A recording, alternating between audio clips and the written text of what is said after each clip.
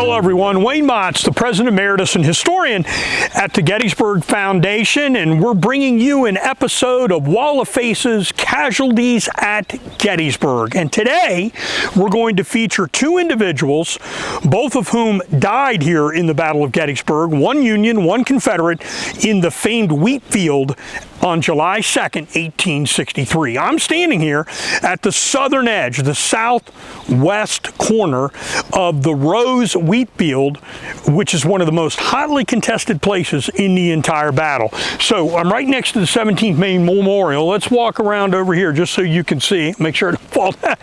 The little hill, wooded hill line over here behind me would be the Stony Hill, and in the central part of the Wheatfield, north of where we're standing, is right over here behind me. All of this would be hotly contested around 5 o'clock or so on July 2nd through 7 o'clock or so on the second day of the battle. Now, there are many claims as to how many times this field changed hands during the battle.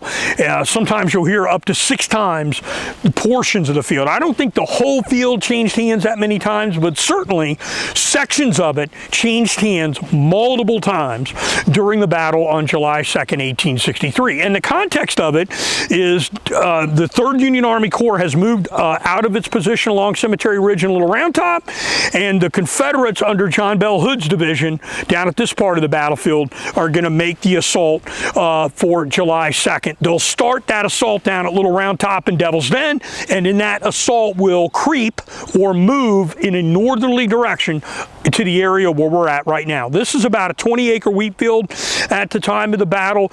About 4,000 men killed or wounded around it and actually inside it, and the winter wheat owned by the Roses all crushed down, devastated here for July 2nd, 1863. We're going to talk today about Matthew T. Nunnally. Nunnally was a Confederate officer in Company H of the 11th Georgia Infantry Regiment. That is a regiment in George T. Anderson's brigade of John Bell Hood's division of Longstreet's Corps, and they will be fighting right here on the southern edge, just on the other side of where this stone wall is located over here behind me, inside this wood line. This wood line is called the Rose Woods. This stone wall where we're standing borders the southern end of the Wheatfield. Nunnally will lead a charge on July 2nd and be killed in action right over here behind where I'm standing inside the Roses Woods. He's got a fascinating history. He's born in March of 1839. He's 24 years old here at the time of the battle. His father was a planter from Walton County, Georgia. Now, that is southwest of Athens, Georgia, so it's in the central portion of Georgia. And Nunnally's family had, at least according to the 1850 census, about 22 enslaved persons. So when his father died in 1858, there were more than 30 enslaved persons, about 30, in his will, which was probated.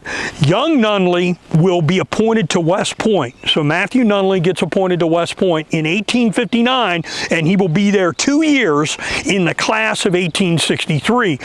David Hunter Kinsey. Kinsey was an artillerist over on Culp's Hill with the 5th United States Artillery Battery, also a non-graduate of the class of 1863, and a classmate of Matthew T. Nunnally. Nunnally will leave the West Point Academy, and in 1861 he is elected in July of that year as a captain of Company H of the 11th Georgia, and he will command that for the entire war up to the time that he is killed in action here in the Battle of Gettysburg. The commanding officer, Major McDaniel, says that he is leading a charge when he's killed, and that the unit lost many of its fine officers, and that for Nunnally particularly, this West Point training forged him, made him a model officer and soldier, according to commanding officer of the 11th Georgia. Georgia.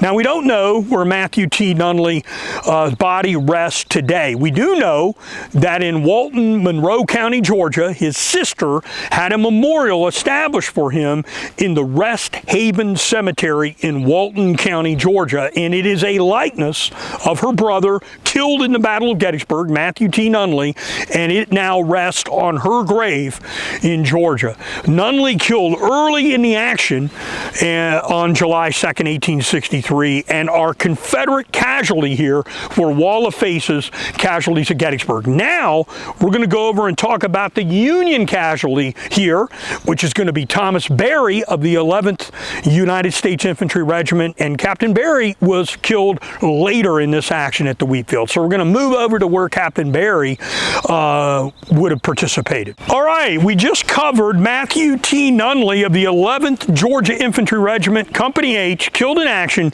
July 2nd, 1863 in the Roses Woods in the early action at the Wheatfield here at Gettysburg. And now we've come over here pretty nearby. I'm standing right next to the plaque of the 2nd Brigade of the 2nd Division of the 5th Union Army Corps under the command of Colonel Sidney Burbank. And this is one brigade of regular infantry units. And we're going to talk about Thomas O. Barri, a captain in the 11th United States Infantry Regiment here in the Battle of Gettysburg. Captain Barri was a native of Norwich, Connecticut. He's born in 1821 in November, so he's 41 years old here at the time of the battle. When he was married in 1853 in Massachusetts, he married a woman named Fanny Howe, and in the marriage certificate and documents it says he was a polisher by profession.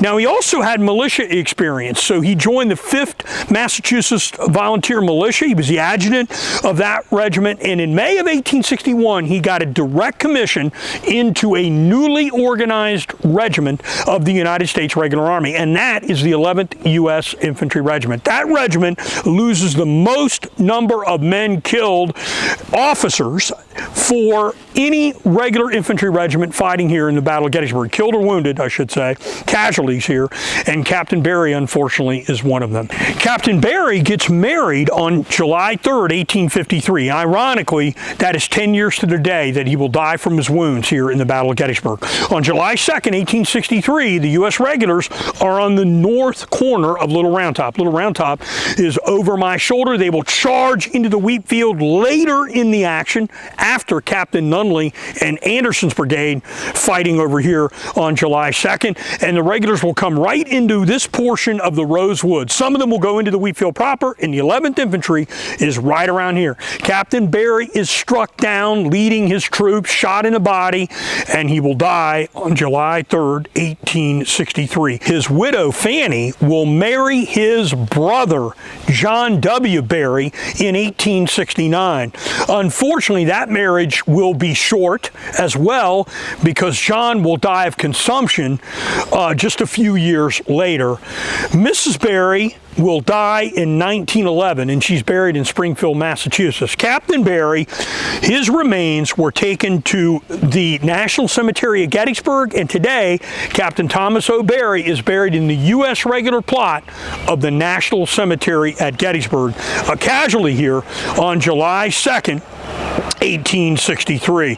So you've heard about Captain Matthew Nunnally of Company H of the 11th Georgia and Captain Thomas O. Barri of the 11th U.S. Infantry Regiment, both of them dying in the Battle of Gettysburg on July 2nd, 1863 in the Roses Woods, killed or mortally wounded. I hope you've enjoyed this Wall of Faces segment.